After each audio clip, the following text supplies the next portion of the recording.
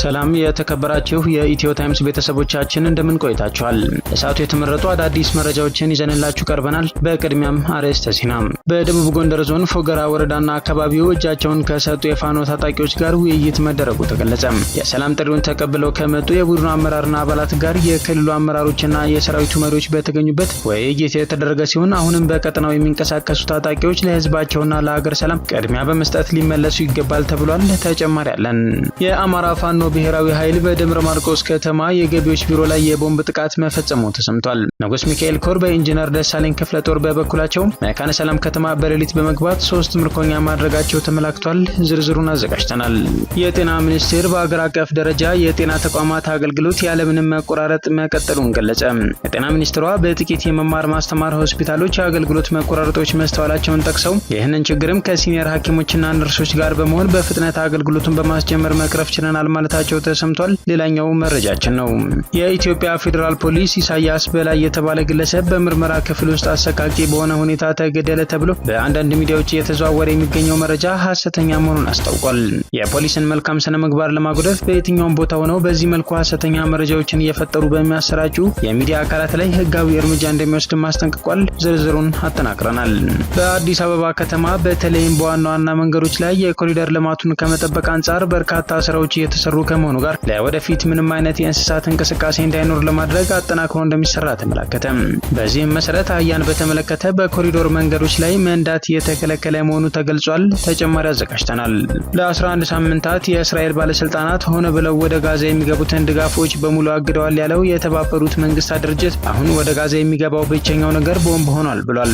የእስራኤል ጦር በጋዛ ቢያንስ 60 ሰዎችን የገደለ የቦምብ ጥቃት ከእኩለ ሌሊት ጀምሮ ማድረሱ የተሰማ ሲሆን እስራኤል ከተለያዩ ሀገራት የተለያዩ አስተያየቶችን እያስተናገደች ነው። ዝርዝሩን የምናስደምጣቸው ይሆናል።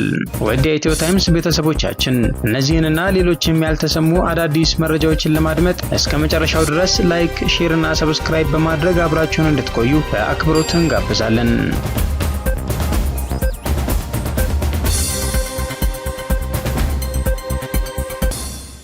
የጤና ሚኒስቴር በሀገር አቀፍ ደረጃ የጤና ተቋማት አገልግሎት ያለምንም መቆራረጥ መቀጠሉን ገለጸ። ጤና ሚኒስትሯ ዶክተር መቅደስ ዳባ በሁሉም አካባቢዎች በሚባል ደረጃ የጤና ተቋማት አገልግሎት ያለምንም መቆራረጥ መቀጠሉን ገለጹ። ሚኒስትሯ ይህንን የተናገሩት የጤና ባለሙያዎች የስራ ማቆም አድማ እያደረጉ መሆኑና በተለያዩ ሆስፒታሎች አገልግሎት መስተጓጉሉ እየተገለጸ ባለበት ወቅት ነው።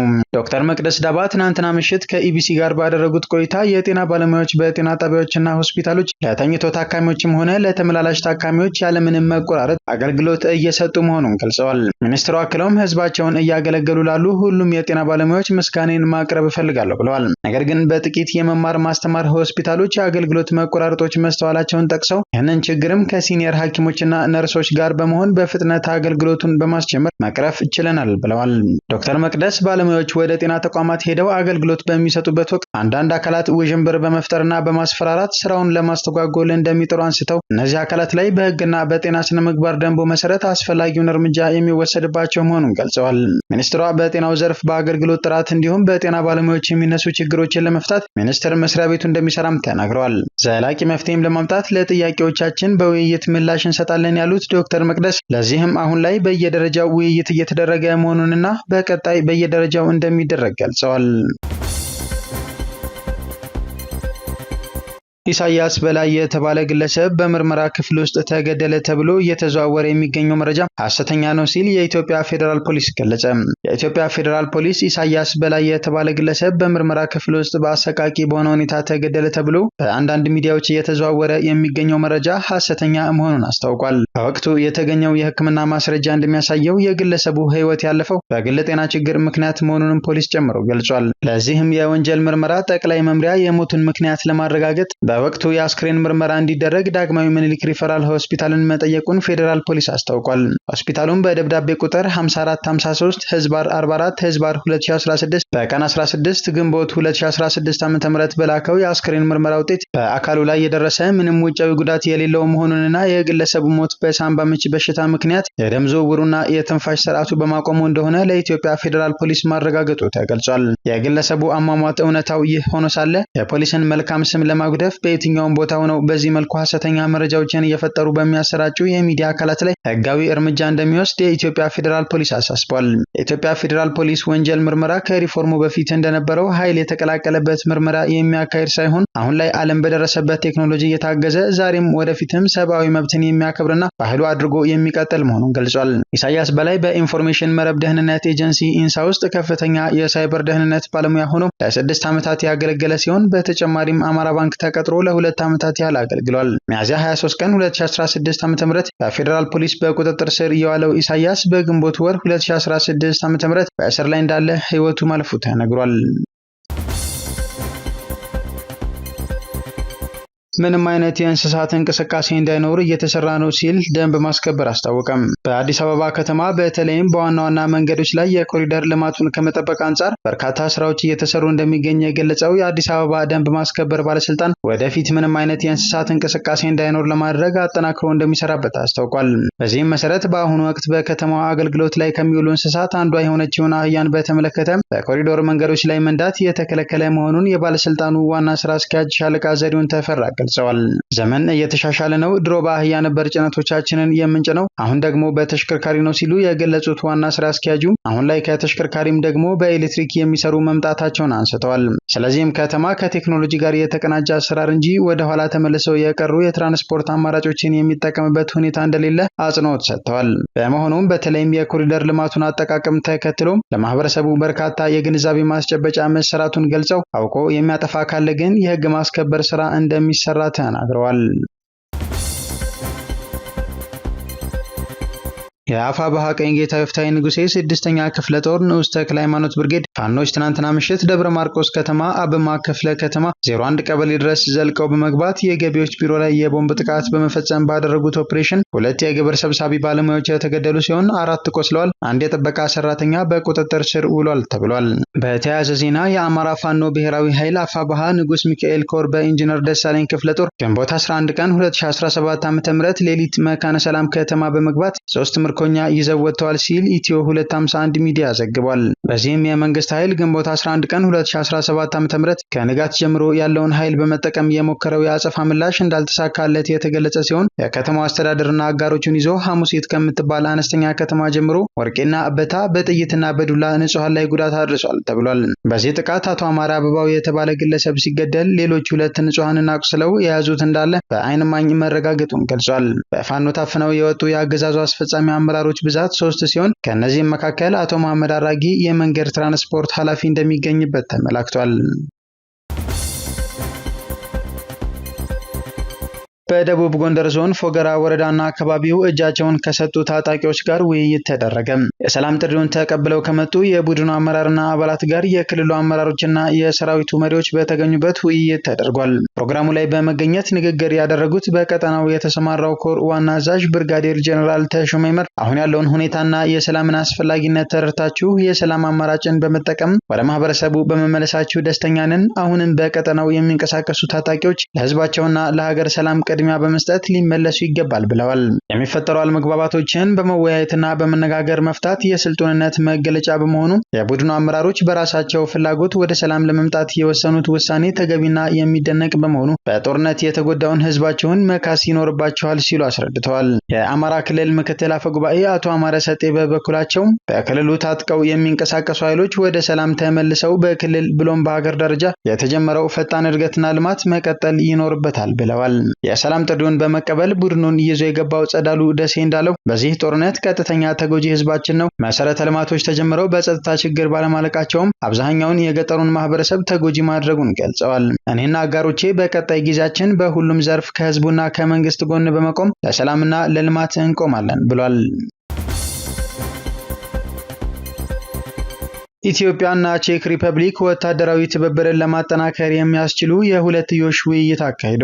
የኢትዮጵያ መከላከያ ሚኒስቴር ኢንጂነር አይሻ መሐመድ በቼክ ሪፐብሊክ ፕራግ በመገኘት ከሀገሪቱ የመከላከያ ሚኒስቴር ጃና ሴሬንኮቫ ጋር በሁለትዮሽ ጉዳዮች ላይ ውይይት ማድረጋቸውን መከላከያ ሚኒስቴር አስታውቋል። የሁለትዮሽ ውይይቱ የተካሄደው ከዚህ ቀደም በህዳር ወር 2016 ዓ.ም ጠቅላይ ሚኒስትር ዶክተር አብይ አህመድ ወደ ፕራግ በማምራት ከቼክ ሪፐብሊክ መሪ ጋር በተገናኙበት ወቅት የተግባቡባቸውን ስትራቴጂካዊ ጉዳዮች መሰረት በማድረግ ነው። በጉብኝቱ ወቅት ጠቅላይ ሚኒስትር ዶክተር አብይ አህመድ ወታደራዊ አውሮፕላኖችን በማሻሻል በጥገናና በመከላከያ ምርምር ላይ የተሰማራ ቀዳሚ የቼክ ሪፐብሊክን ተቋም ጎብኝተዋል። በወቅቱ የጠቅላይ ሚኒስትር ጽህፈት ቤት ባወጣው መግለጫ ሁለቱ ሀገራት በመከላከያ ዘርፍ የካበተ ልምድን ማጋራትና በአቅም ግንባታ ላይ መግባባት ላይ ደርሰዋል ብሏል። እንደ ብሩኖ ዴይሊ ዘገባ የቼክ ሪፐብሊክ ጠቅላይ ሚኒስትር ፔትር ፊያላና ጠቅላይ ሚኒስትር ዶክተር አብይ አህመድ የመከላከያና ደህንነትን ጨምሮ በሌሎች መስኮች ላይ ትብብር ለማድረግ መክረዋል። የመከላከያ ሚኒስትር ኢንጂነር አይሻ መሐመድ ወደ ፕራግ ያደረጉት ጉብኝት እነዚህን የጋራ መግባባት ላይ የተደረሰባቸውን ስምምነቶች ወደ ላቀ ደረጃ ለማሳደግና የሁለትዮሽ ወታደራዊ ትብብርን ለማጠናከር ያለመ ነው። በውይይቱ ሁለቱ ሀገራት በቴክኖሎጂ ሽግግር፣ በመከላከያ ኢንዱስትሪ፣ በኤሮሜዲካል ድጋፍና ጥገና እንዲሁም በስልጠናና አቅም ግንባታ መስኮች የሚያደርጉትን ትብብር ለማሳደግ የተስማሙ ሲሆን አጋርነታቸውን ለማጠናከርና የጋራ ተጠቃሚነትን ለማስፋትም ተስማምተዋል ሲል የመከላከያ ሚኒስቴር ጽህፈት ቤት ገልጿል። በኢትዮጵያ የአሜሪካ አምባሳደር ኤርቪን ሆሴ ማሲንጋ ዛሬ ጠዋት ወደ ሽሬ ከተማ አቅንተዋል። በጉብኝታቸው የአሜሪካ መንግስት ለተፈናቃዮች የሚያደርገው የሰብአዊ ድጋፍ ያለበትን ሁኔታ ለመገምገምና የፕሪቶሪያውን የተኩስ አቁም ስምምነት የህወሓት ጀነራሎች በትክክል በሚተገብሩበት ሁኔታ ላይ ለመምከርና ዘላቂ ሰላም ለማስፈን ያለመ እንደሆነ አሳውቀዋል። በርካታ የህወሓት ጀነራሎች ከትናንትና ጀምሮ ሽሬ መግባታቸው ታውቋል። አሁን ወደ ጋዛ የሚገባው ብቸኛው ነገር ቦምብ ሆኗል ሲል የተባበሩት መንግስታት ድርጅት ገለጸ። የተባበሩት መንግስታት የፍልስጤም ስደተኞች ኤጀንሲ የጋዛ ሰርጥ ከጥቅምት 2023 ወዲህ የከፋውን ሰብአዊ ቀውስ እያስተናገደ ነው ብሏል። ኤጀንሲው በኤክስ ገጹ በአየር በመሬትና በባህር ላይ ተጠናክሮ የቀጠለው የእስራኤል የቦምብ ድብደባ በመቶዎች ለሚቆጠሩ ሰዎች ጉዳትና መፈናቀል ምክንያት ሆኗል ሲል አስፍሯል። ለ11 ሳምንታት የእስራኤል ባለስልጣናት ሆን ብለው ወደ ጋዛ የሚገቡትን ድጋፎች በሙሉ አግደዋል። አሁን ወደ ጋዛ የሚገባው ብቸኛው ነገር ቦምብ ነው። የትኛውም ሁኔታ ደህንነቱ የተጠበቀ አይደለም ሲል ሁኔታውን ገልጿል። የእስራኤል ጦር በጋዛ ቢያንስ 60 ሰዎችን የገደለ የቦምብ ጥቃት ከእኩለ ሌሊት ጀምሮ አድርሷል። ከዚህ በፊት ታይቶ የማይታወቅ ጥቃት ከማድረሱ በፊት ወታደራዊ ቡድኑ በደቡባዊ የካን ዩኒስ ከተማ የሚገኙ ፍልስጤማውያን እንዲሸሹ ትዕዛዝ ሰጥቶ ነበር ተብሏል። የካናዳ፣ የፈረንሳይና የእንግሊዝ መሪዎች እስራኤል በጋዛ የምታደርገውን ጥቃት ካላቆመች ተጨባጭ እርምጃ እንደሚወስዱ ሲያስፈራሩ፣ 22 ሀገራት ደግሞ እስራኤል ወደ ጋዛ ሰርጥ እርዳታ እንዲገባ እንድትፈቅድ አሳስበዋል።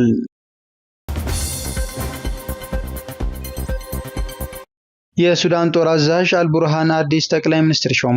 የሱዳን የሉዓላዊ ምክር ቤት ሊቀመንበርና የሱዳን ጦር አዛዥ የሆኑት ጀነራል አብዱልፈታህ አልቡርሃን የቀድሞ የተባበሩት መንግስታት ድርጅት ባለስልጣን ዶክተር ካሚል ኢድሪስን በሱዳን ወታደራዊ ኃይል የሚመራው መንግስት ጠቅላይ ሚኒስትር አድርገው ሾመዋል።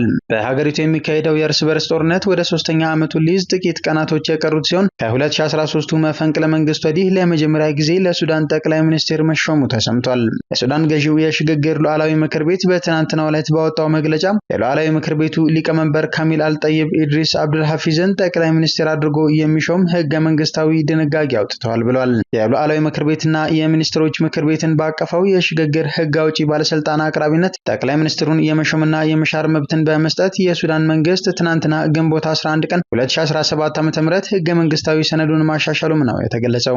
ህገ መንግስታዊ ማሻሻያው ብሔራዊ መግባባት ካልተደረሰ ወይም አዲስ ምርጫ ካልተካሄደ ከፊታችን አርብ ጀምሮ የሽግግር ጊዜውን ወደ 39 ወራት እንደሚያራዝም መገለጹን ሱዳን ትሪቡን ዘግቧል። በኦምዱርማን የተወለዱት ሱዳናዊ ፖለቲከኛ ኢድሪስ በተባበሩት መንግስታት ድርጅት የዓለም አእምሯዊ ንብረት ድርጅት ውስጥ ለ10 ዓመታት ያገለገሉ ሲሆን እንደ አውሮፓውያን አቆጣጠር ከ1997 ዓ.ም እስከ 2008 ድረስም የተቋሙ ዋና ዳይሬክተር ነበሩ። በተጨማሪም የዓለም አቀፉ የእጽዋት ጥበቃ ዩኒየን ዋና ጸሐፊ በመሆን ያገለገሉ ሲሆን እንደ አውሮፓውያን አቆጣጠር በ2010 በሱዳን በተካሄደው ምርጫ ከስልጣን የተባረሩትን ፕሬዝዳንት ኦማር አልበሽርን በመቃወም ለፕሬዝዳንትነት ተወዳድረውም ነበር። በሱዳን የውጭ ጉዳይ ሚኒስቴር ውስጥም የተለያዩ ሚናዎችን ያበረከቱት ኢድሪስ በተባበሩት መንግስታት የሀገሪቱ ቋሚ ተልዕኮ ውስጥ አገልግለዋል። በዚህም መሰረት አዲሱ ጠቅላይ ሚኒስትር ከአንድ ወር በፊት በአልቡርሃን ተጠባባቂ ጠቅላይ ሚኒስትር ተደርገው የተሾሙትን ዲፕሎማት ዳፋላህ አልሃጅ አሊን በመተካት የሀገሪቱ ጠቅላይ ሚኒስትር ሆነው ተሾመዋል። ከእሳቸው በተጨማሪም አልቡርሃን ሰልማ አብዱል ጀባር አልሙባረክን በድጋሚ የሾሙ ሲሆን ኗራ አቦ መሐመድ ታሂርን ደግሞ ወደ ሉዓላዊ ምክር ቤቱ ቀላቅለዋል። ተፈናቅለዋል። በአልቡርሃን የሚመራው የሱዳን ጦርና በመሐመድ ሐምዳን ዳጋሎ የሚመራው የፈጣን ድጋፍ ኃይል RSF ሁለቱ ጀነራሎች ኃይላቸውን የማዋሃድ እቅድ በማውጣት መስማማት ባለመቻላቸው በሀገሪቱ ከ2 ዓመት በላይ ጦርነት ሲደረግ ቆይቷል። በዚህም በሱዳን ጦርና በፈጥኖ ደራሽ ኃይሉ መካከል እየተደረገ በሚገኘው ጦርነት ምክንያት በ10 ሺዎች የሚቆጠሩ ሰዎች ሲገደሉ ወሳኝ የሆኑ መሰረተ ልማቶች ወድመዋል። በተጨማሪም ዓለም አቀፉ የተፈናቃዮች ክትትል ማዕከል IDMC ባወጣው መረጃ መሰረት 11.6 ሚሊዮን ሱዳናውያን በጦርነቱ ምክንያት ከመኖሪያቸው ተፈናቅለዋል።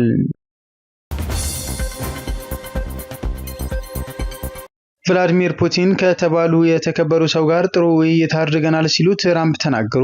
ትራምፕ ቭላዲሚር ፑቲን ከተባሉ የተከበሩ ሰው ጋር ጥሩ ውይይት አድርገናል ሲሉ ሰኞ ዕለት ያካሄዱትን የስልክ ጥሪ ገልጸውታል። የአሜሪካው ፕሬዝዳንት በዩክሬን ያለውን ግጭት ለማስቆም የሚደረገው ጥረት በጥሩ ሁኔታ እየሄደ መሆኑን ለጋዜጠኞች ተናግረዋል። ትራምፕ አሜሪካ ከድርድሩ እንድትወጣ የሚያደርግ አንድ ቀይ መስመር አለ ብለው ነገር ግን ድርድሩን የበለጠ ከባድ ሊያደርገው ስለሚችል እንደማይገልጹ ተናግረዋል። ከፑቲን ጋር ባደረጉት ውይይት ዙሪያ ትራምፕ እንዳሉት አሜሪካ እስካሁን ከሰላም ሂደቱ ባትወጣም መሻሻሎች የማይታዩ ከሆነ ልትወጣ ትችላለች። በአጠቃላይ ጦርነቱ የአውሮፓ ጉዳይ ነው ብለዋል። ትራምፕ የዩክሬንን ቀውስ ለመወያየት ከፑቲን ጋር ስብሰባ እንዲደረግ መጠየቃቸውንም አረጋግጠዋል። ድርድሩን እንዳይበላሽ በመፍራትና አሁን ተስፋዎች ባሉበት ሰዓት በሩሲያ ላይ ተጨማሪ ማዕቀቦችን መጣል እንዳልፈለጉ ገልጸዋል ሲል ስፑትኒክ ዘግቧል።